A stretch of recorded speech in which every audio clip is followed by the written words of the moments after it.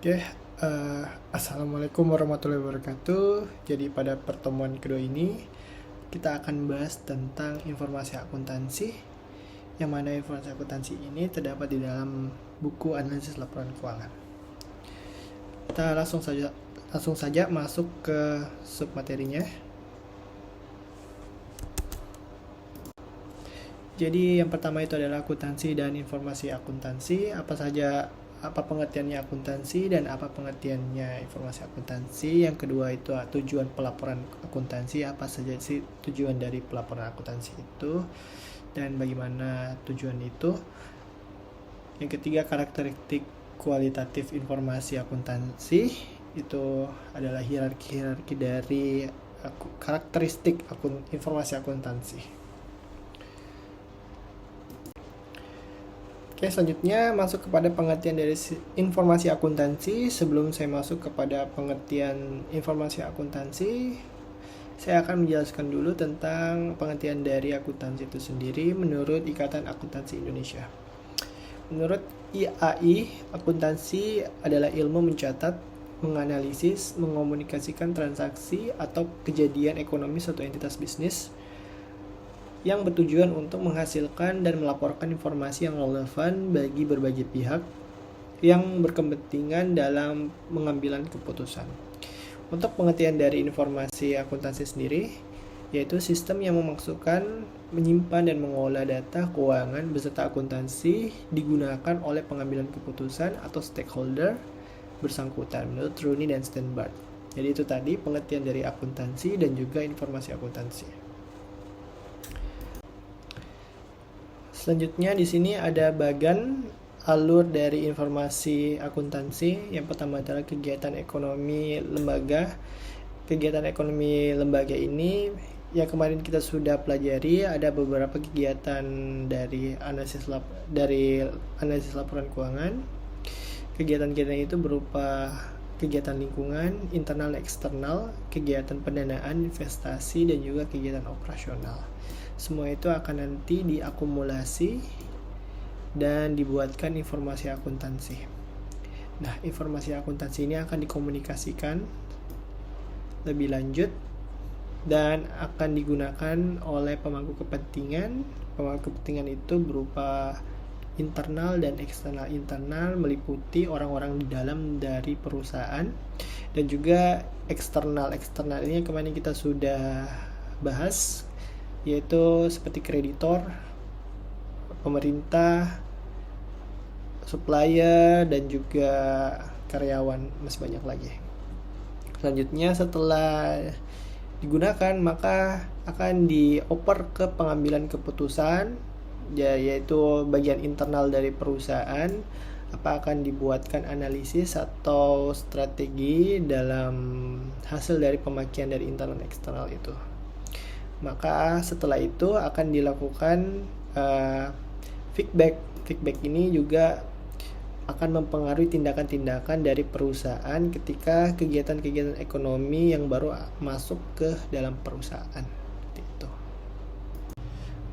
Selanjutnya cabang akuntansi. Cabang akuntansi ini terbagi menjadi dua: akuntansi keuangan, finance accounting, akuntansi manajemen, managerial accounting.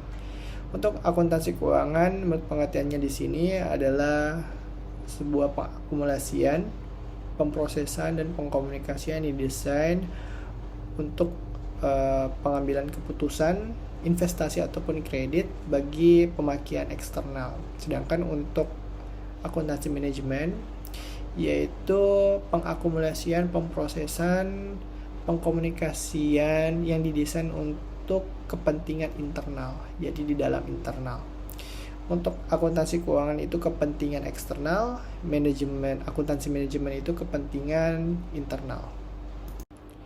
Selanjutnya di sini ada perbedaan dari akuntansi keuangan dan akuntansi manajemen berdasarkan sumber wewenang, orientasi waktu, cakupan, tipe informasi, bentuk pelaporan, fokus pengambilan keputusan. Yang pertama, sumber wewenang. Untuk keuangan itu standar akuntansi keuangan. Nah, yang untuk manajemen kebutuhan internal. Yang kedua, orientasi waktu. Orientasi waktunya sebagian besar masa lalu histori. untuk manajemen sekarang dan masa mendatang. Untuk cakupannya terutama total perusahaan, artinya seluruh perusahaan cakupannya. Dan untuk manajemen di sini departemen, divisi, individu, divisi, dan total perusahaan. Selanjutnya tipe informasi di sini untuk keuangan itu memakai informasi kuantitatif, sedangkan untuk manajemen itu kualitatif dan kuantitatif. Bentuk-bentuk pelaporannya ini ditetapkan oleh standar akuntansi keuangan. Dan untuk manajemen di sini tergantung keputusan spesifik yang akan dipecahkan. Yang keenam, fokus pengambilan keputusan. Fokus pengambilan keputusannya ini yang keuangan itu tadi sudah jelas, eksternal, untuk manajemen internal. Selanjutnya tujuan pelaporan keuangan. Jadi ada beberapa tujuan pelaporan keuangan. Ya, tujuan pelaporan keuangan. Jadi tujuan pelaporan keuangan ini terbagi menjadi dua, tujuan umum dan tujuan spesifik. Tujuan umum di sini memberikan informasi yang bermanfaat bagi investor, kreditor, dan pemakaian lainnya sekarang atau masa yang akan datang untuk membuat keputusan investasi, pemberian kredit, dan keputusan lainnya yang serupa, yang rasional. Jadi pelaporan keuangan ini digunakan untuk pihak eksternal yang kemarin kita sudah pelajari, ada pihak investor, kreditor, supplier, dan juga pemerintahan antara lain. Dan juga kita turunkan di sini tujuan pemakaian eksternal, memberikan informasi yang bermanfaat untuk investor, kreditor, dan pemakaian lainnya saat ini atau yang akan datang. Untuk memperkirakan jumlah waktu atau timing, ketidakpastian penerimaan kas atau bunga, dan dari penjualan pelunasan surat-surat berharga atau utang pinjaman.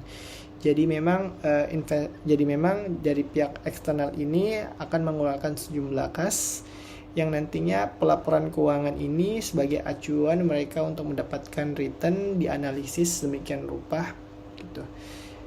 Untuk seorang investor akan mendapatkan dividen ataupun juga capital gain, dan untuk seorang kreditor itu mendapatkan hasil pengembalian dari hutang dan bunganya.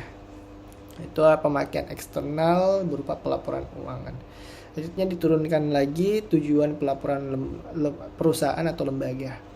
Sini memberikan informasi untuk menolong investor, kreditor, pemakaian lainnya untuk memperkirakan jumlah waktu dan ketidakpastian aliran kas bersih ke perusahaan. Jadi informasi laporan keuangan ini menunjukkan bagaimana perusahaan menerima kas dari beberapa sumber, antara lain dari sumber pendanaan ataupun juga dari sumber